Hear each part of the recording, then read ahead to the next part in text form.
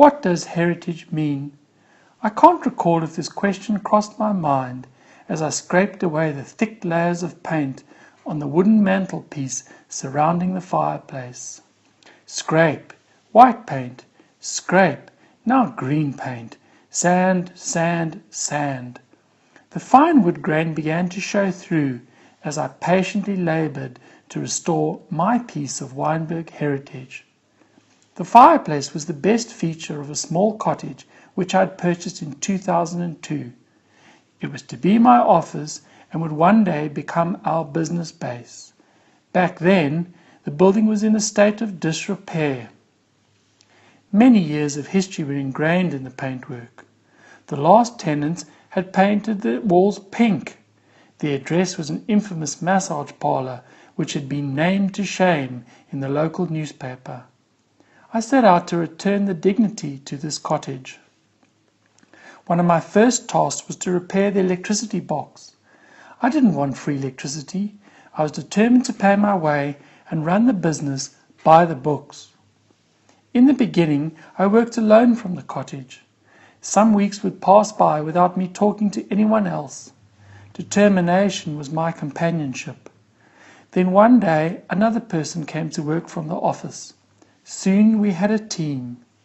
A work environment was born which would foster multiple conversations about the challenges of poverty in South Africa. So we decided to join forces to help build sustainable livelihoods for all. After a while, the business needed more space.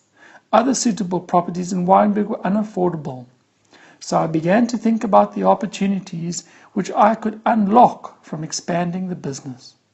In the backyard, I imagined a double story with studio space within which we could hold workshops and display our research.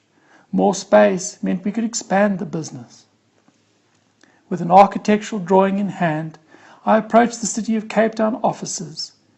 A queue stretched across the hall to the inquiry desk. I stood in line, shuffling forward slowly. I sighed many times before reaching the desk, but felt quietly confident the plan would meet approval and I could overcome all the red tape.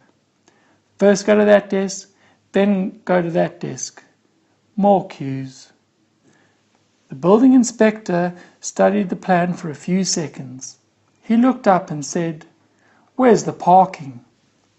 4 bays? How? It's impossible, I muttered to myself. As I joined the next queue to see the heritage official, I felt that my heart had begun to sink. Why parking for cars, I wondered, thinking of those colleagues who caught the train to work. Finally, I stood in front of the heritage official. "What's your address?" he asked.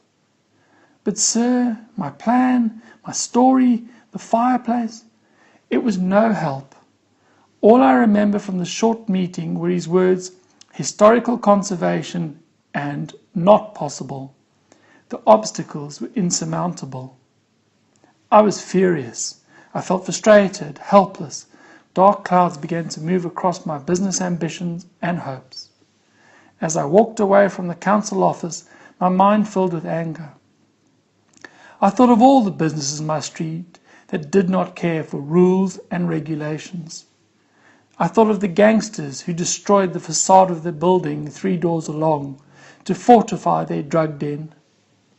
I thought of the panel beater in the building opposite whose wrecked cars monopolized the street, denying me and my colleagues any space to park. I spoke of my situation to a neighbour.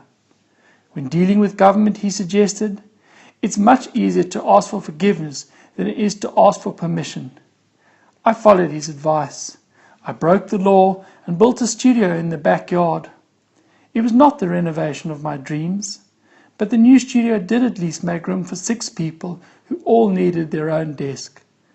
I will not ask for forgiveness for growing the business and creating jobs. I often sit in my office and look upon the fireplace. I'm proud of my small piece of heritage. A collection of memories from the work we've undertaken now clutter the mantelpiece. What will be next? I often wonder, thinking of the future and how I can make it happen if I follow my dream.